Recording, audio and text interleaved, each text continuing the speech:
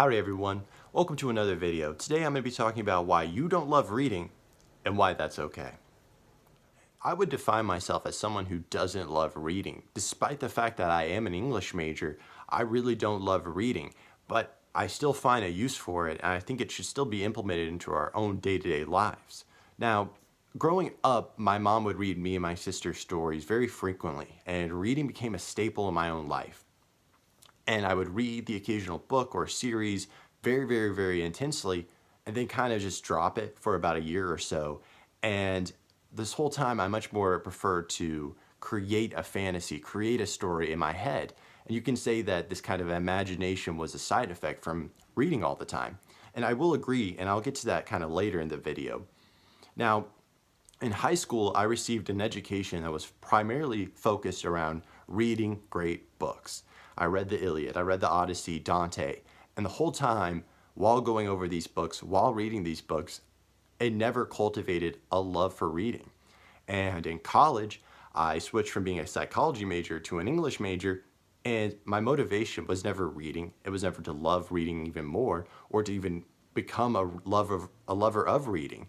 Instead, it was to be a better free thinker in a way, to better to think outside the box.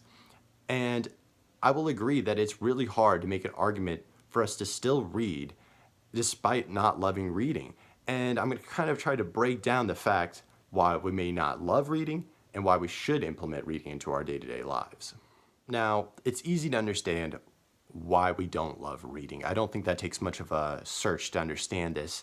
They are better platforms and more attractive forms out there than reading. It's way easier to watch a Netflix show, watch a movie, than read a book. I understand that. And I'm not going to say that you should just stop watching Netflix altogether. You should just don't go to the movies, just read all the time. No, I mean, I think those things have a place, but we need to understand as consumers that we maybe need to limit ourselves and kind of look at other forms and other ways to understand a story.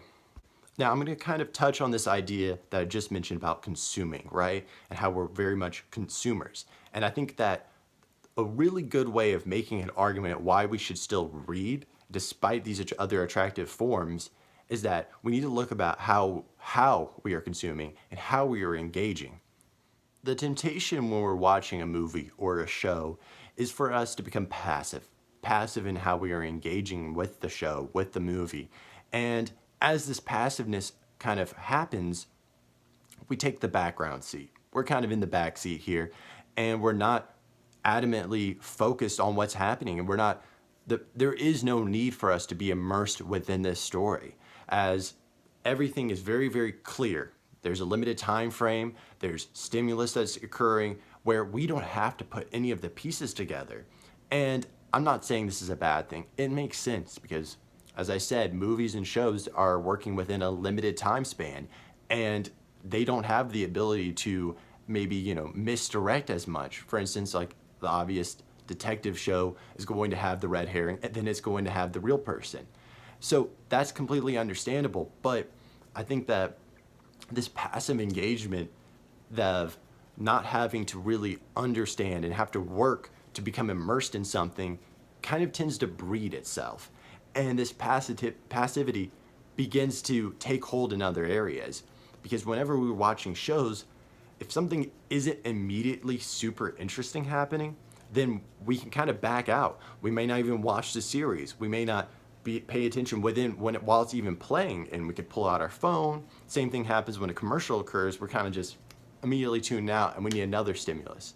So it's really important to understand that when we're watching shows, when we're watching movies, that we have a very natural inclination to become passive. And I'm not saying that this is always going to be the case, and that if you watch shows, then you're just a passive person. I don't believe that's the case, but I think that when we're viewing, it's not really necessary for us to be active. And if something's not necessarily needed, then why would we do it? For instance, if we don't have to work hard and something's given to us, then why would our brain put forth the energy unless maybe it's a movie, maybe it's a show that we're extremely interested in, but I don't believe that's going to always be the case. So the opposite, of course, of passive engagement is active engagement. And before I get into active engagement, I do want to make it clear that reading and active engagement are not necessarily going to be always connected, but I do believe that when you're reading, we all have this natural inclination to be more active as this activity is necessary to become immersed in the story. So reading ultimately for me sucks. You have to really put so much work into understanding it and to understand the basicness of like background, landscape, to understand how a character looks, how a character acts, how a character speaks, right? We all have to put a lot of work into understanding this. And this all goes back to becoming immersed in the story. To become immersed in the story, we have to be active. We have to work in order to gain this.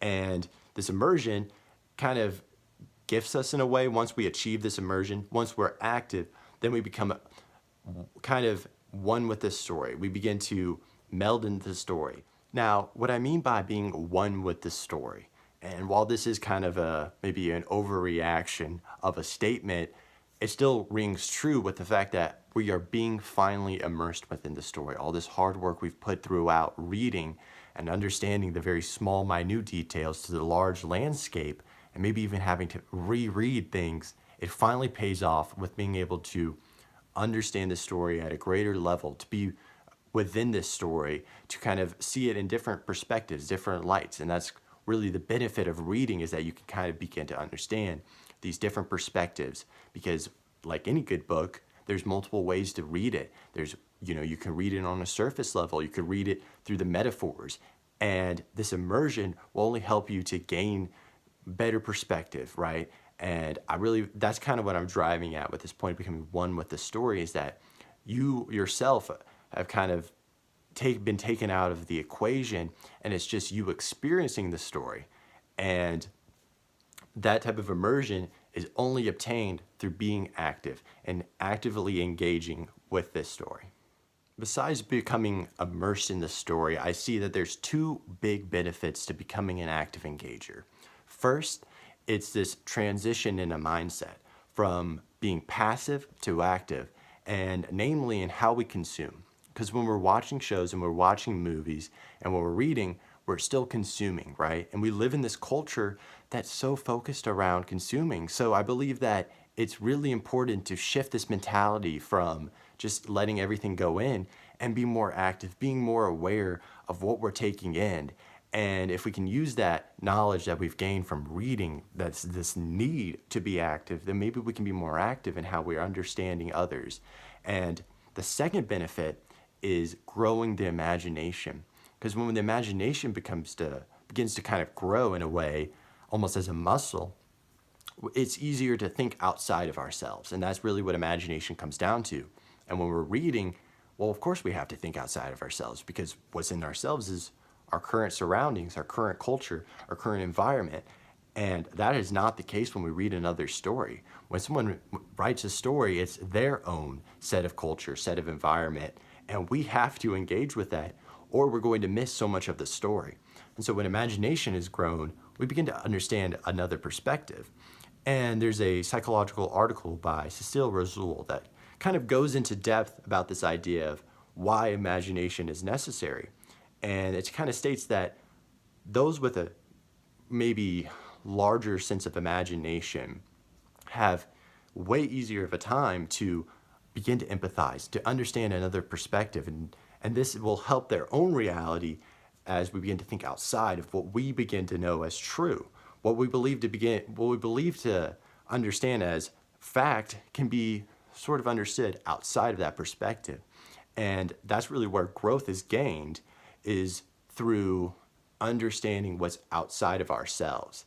And if we just stick to what we know, then of course what else is going to happen, but we'll be stagnant.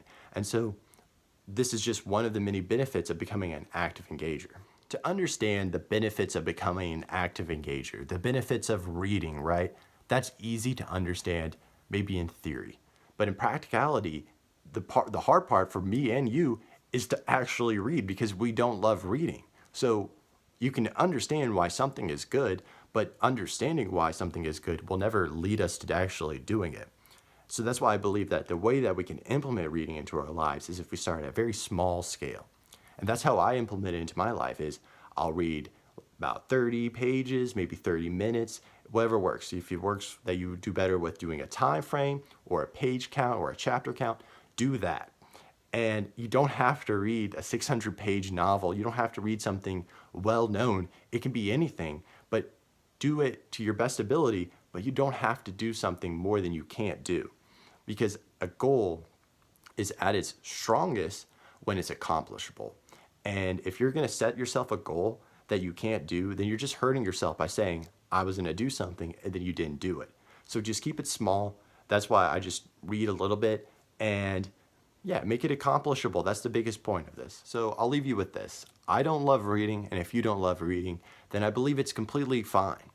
But don't let the fact that you don't love reading become tied with your identity, because I think that these benefits of becoming more active, having a better imagination, starting to understand a perspective outside of yourself, are fundamental elements of becoming a better person and beginning to grow outside of what you believe to be true.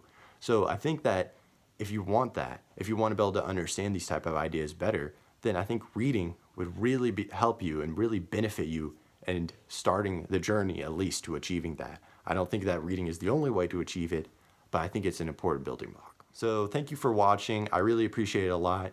And if you have more feedback on this type of subject, and maybe you really love reading and you disagree with everything I said, then please comment that below and like if you want to see more videos like this. And thank you and have an amazing day.